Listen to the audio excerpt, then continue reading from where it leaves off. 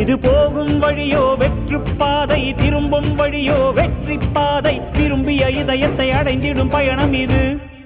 கடல் தாண்டும் பறவைக்கெல்லாம் வழியில் மரங்கள் கிடையாது. ஆனாலும் கண்டம் தாண்டும் சிறகுகள் வலிக்காது. மலையேறும் எறும்பின் கால்கள் வெயிலை மிதித்து உடையாது.